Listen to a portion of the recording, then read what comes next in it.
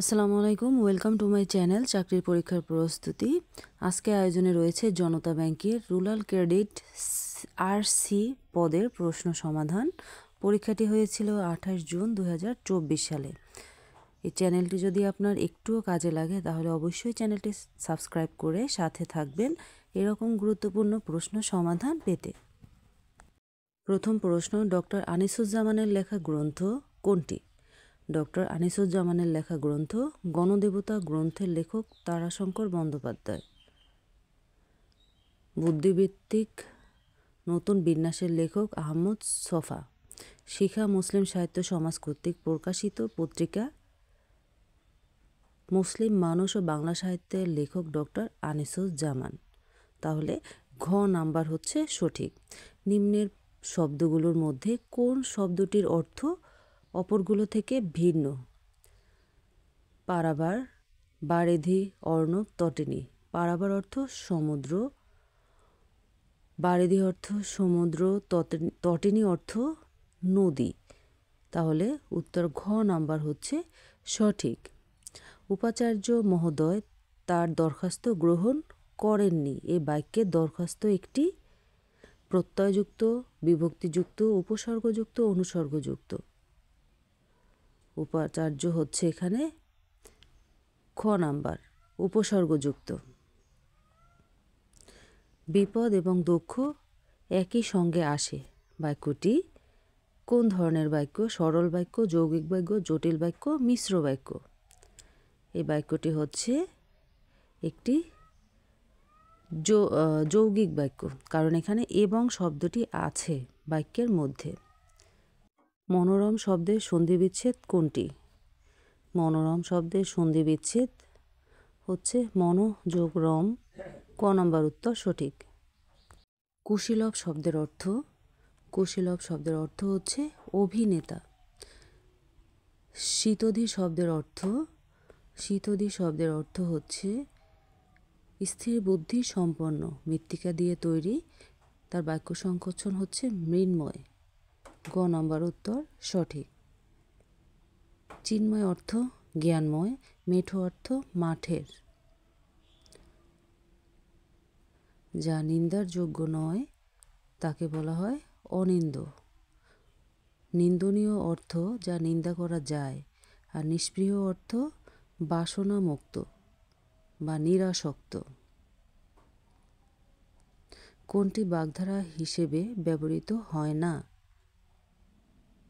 বাগধারা হিসেবে ব্যবহৃত হয় না চোখের জল। ক নাম্বার। চোখের পর্দা অর্থ লজ্জা, চোখের বালি অর্থ অপ্রিয়, চোখের মণি অর্থ প্রিয় ব্যক্তি। কিন্তু চোখের জল কথাটি বাগধারা হিসেবে ব্যবহৃত হয় না। ভিটায় গুগু চড়ানো এর অর্থ সর্বনাশ করা। ভিটায় গুগু চড়ানো অর্থ কারো সর্বনাশ করা। পায়াভারী অর্থ অহংকারী। নাকে তেল দিয়ে ঘুমানো অর্থ নিশ্চিন্তে থাকা। ঢাকা বিশ্ববিদ্যালয়ের প্রথম নারী শিক্ষক কে ছিলেন? ঢাকা বিশ্ববিদ্যালয়ের প্রথম নারী শিক্ষক ছিলেন ঢাকা বিশ্ববিদ্যালয়ের প্রথম নারী ছাত্রী নীলা নাগ। ঢাকা বিশ্ববিদ্যালয়ের প্রথম নারী শিক্ষক অরুণাকণা গুপ্ত। তিনি ইতিহাস বিভাগের শিক্ষক ছিলেন। নূরজাহান বেগম প্রখ্যাত সাংবাদিক মোহাম্মদ নাসির উদ্দিনের কন্যা। নূরজাহান বেগমের বিখ্যাত পত্রিকা হল বেগম। লাবণ্য দাস কবি জীবনানন্দ দাশের স্ত্রী। বাংলা ব্যাকরণের প্রাথমিক রূপ প্রকাশিত হয় পর্তুগিজ ভাষায়। জিজ্ঞাসা গ্রন্থটি কার লেখা? জিজ্ঞাসা গ্রন্থটি লেখক হচ্ছে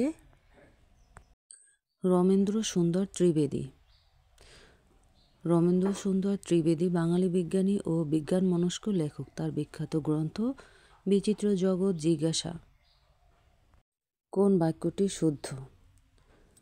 সকল লোকেরাই ক্ষমা প্রার্থনা করেছিল। আমি কোর্টে সাক্ষী দিতে যাচ্ছি, সে কোর্টে সাক্ষ্য দিয়েছে, আমি আসিতে থাকব। এর মধ্যে খ নম্বর উত্তরটি শুদ্ধ। সে কোর্টে সাক্ষ্য দিয়েছে। সকল লোকেরাই ক্ষমা প্রার্থনা করেছিল, এই বাক্যটির শুদ্ধরূপ হবে সকল লোক ক্ষমা প্রার্থনা করেছিল। রবীন্দ্রনাথ ঠাকুর বিশ্ব পরিচয় বইটি কাকে উৎসর্গ করেন? জগদীশচন্দ্র বসু, সিবি রহমান, মেঘনাদ সাহা, সত্যেন্দ্রনাথ বসু। এর মধ্যে ঘ নাম্বার উত্তর সঠিক, সত্যেন্দ্রনাথ বসু। জীবনানন্দ দাশকে নির্জনতম কবি বলে আখ্যায়িত করেন কে?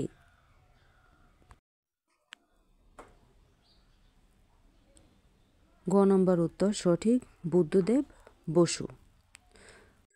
হর রোজ, হর কিসিম, হর হামেশা এর হর কোন অর্থে ব্যবহৃত হয়েছে? প্রত্যেক অর্থে। গ নম্বর উত্তর সঠিক। বর্ণ হচ্ছে খ নাম্বার ধ্বনি নির্দেশক প্রতীক।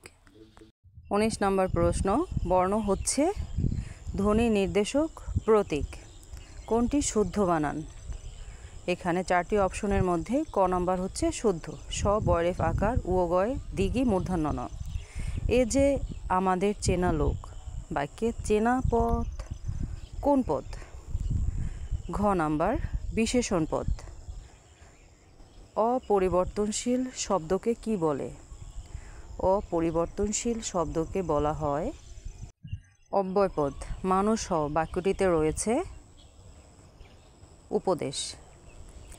সে পুরস্কার পেয়েছে বাক্যটিতে কোন ধরনের বর্তমানকাল প্রকাশিত হয়েছে? এটি হচ্ছে গ নাম্বার পুরাঘটিত বর্তমান। কোনটি দেশি শব্দ? নিচের অপশনগুলোর মধ্যে দেশি শব্দ হচ্ছে ঢেকি। ধন্যবাদ সবাইকে সম্পূর্ণ ভিডিওটি দেখার জন্য। চ্যানেলটি সাবস্ক্রাইব করে অবশ্যই সাথে থাকবেন এরকম গুরুত্বপূর্ণ প্রশ্ন সমাধান পেতে।